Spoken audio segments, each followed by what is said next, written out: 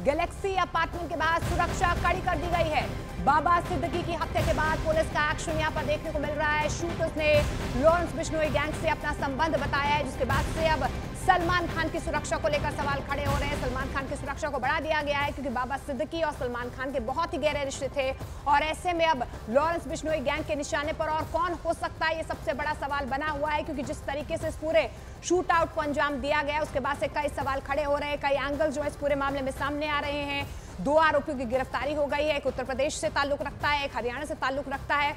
5 से ज्यादा टीम्स जो है पुलिस की इस पूरे मामले में इन्वेस्टिगेशन कर रही है। लेकिन मॉडस ऑपरेंडी की अगर हम बात करें तो वैसे ही मॉडस ऑपरेंडी यहां पर नजर आ रही है। सलमान खान के घर के बाहर यानी गैलेक्सी अपार्टमेंट के बाहर जिस तरीके से शूट आउट किया गया था, उसके बाद से देखिए कि किस तरीके से बाबा सिद्दीकी को निशाने पर लिया गया। कल देर रात उनकी हत्या कर दी गई, 2 गोलियां उनके सीने में लगी, जिसके बाद उन्हें लीलावती हॉस्पिटल में एडमिट भी करवाया गया था। लेकिन एडमिट होने से पहले ही उनकी मौत हो चुकी थी, ये डॉक्टर्स की तरफ से पुष्टि की गई है। लेकिन अब इस पूरे मामले की जांच जो है गहनता से की जा रही है। इन्वेस्टिगेशन का दायरा लगातार बढ़ता हुआ नजर आ रहा है।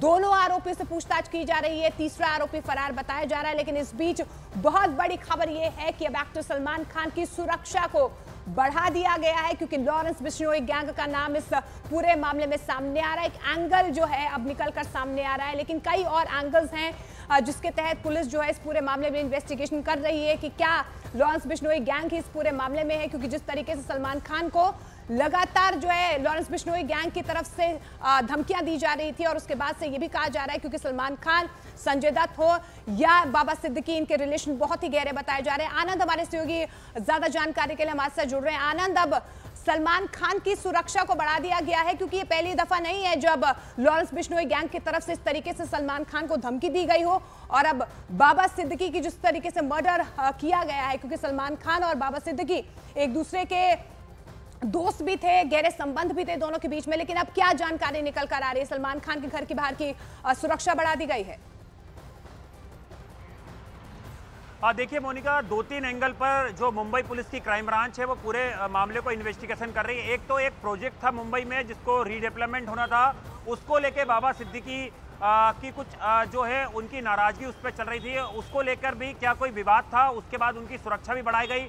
एक उस एंगल को रूल आउट किया जा रहा है कि क्या ये कॉन्ट्रैक्ट किलिंग है, तो कॉन्ट्रैक्ट किलिंग किन लोगों ने कराई। दूसरा, अगर इसमें लॉरेंस बिश्नोई एंगल है तो उसके पीछे क्या सलमान खान वजह है कि सलमान खान के साथ बाबा सिद्दीकी के गहरे रिश्ते थे, इफ्तार पार्टी में लगातार वो साथ देखे गए थे, या फिर ये कोई और निजी दुश्मनी है। इन 2-3 एंगल पर लगातार मुंबई पुलिस की क्राइम ब्रांच इस पूरे मामले की जांच कर रही है।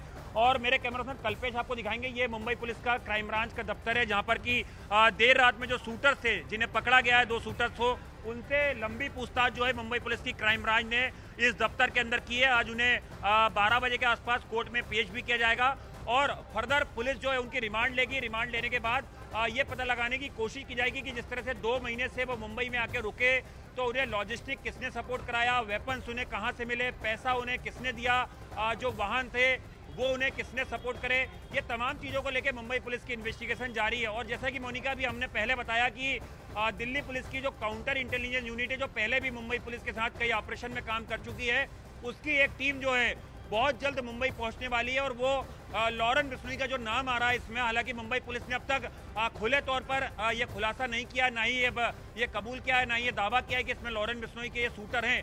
लेकिन जैसा शूटर दावा कर रहे हैं तो इस रूल आउट करने के लिए, इस चीज़ को वेरीफाई करने के लिए दिल्ली पुलिस की स्पेशल सेल की CIA जो है वो भी मुंबई पहुंचने वाली है। वो भी इस पूरे मामले को इन्वेस्टिगेशन जो है वो करेगी मुंबई पुलिस के साथ मिलकर। बिल्कुल आनंद, क्या ये जानकारी मिल पाई है? क्योंकि जिस तरीके से हम विजुअल्स भी एक बार दर्शकों को हम दिखा दें कि देखिए कि किस तरीके से अब जो है इन्वेस्टिगेशन का दायरा लगातार बढ़ते हुए नजर आ रहा है और अब देखिए चेकिंग बाकायदा की जा रही है कि कहां पर सुराग जो है वो मिल सकते हैं। क्योंकि जिस तरीके से ये शूट आउट हुआ है उसके बाद से कई ऐसे सवाल जो है यहाँ पर खड़े हो रहे हैं। क्योंकि जिस तरीके से बिश्नोई गैंग का नाम यहाँ पर सामने आ रहा है, क्या उनकी कोई भूमिका यहाँ पर नजर आ रही है? क्योंकि मुंबई पुलिस की तरफ से अभी खासतौर पर इस थ्योरी को रूल आउट किया गया, हालांकि इन्वेस्टिगेशन अभी चल रही है। और आनंद जिस तरीके से हमें जानकारी भी दे रहे थे, आनंद हम देख पा रहे हैं कि किस तरीके से चेकिंग बाकायदा गाड़ियों की जा रही है, गहनता से चेकिंग की जा रही है। क्या जानकारी मिल पा रही है? क्या कोई ऐसा लिंक निकल कर आया है कि जो ताल्लुक रखते हैं दोनों आरोपी, हरियाणा से और एक उत्तर प्रदेश से ताल्लुक रखता है, तीसरे आरोपी के बारे में कोई जानकारी मिल पाई हो अब तक? या 3 से 4 भी हो सकते हैं? देखिए बिल्कुल मोनिका, जो हरियाणा से जो एक शूटर है जिसको पकड़ा गया, जो हरियाणा का रहने वाला बताया जा रहा है, बताते हैं कि वो कैथल का रहने वाला है और पहले भी उसके ऊपर कुछ क्रिमिनल केस दर्ज हैं। हरियाणा पुलिस की जो सीआईए है वो लगातार उसकी पृष्ठभूमि को खंगाल रही है। मुंबई पुलिस के साथ लगातार हरियाणा की जो सीआईए है वो भी संपर्क में, ऐसा सूत्रों से जानकारी मिल रही है।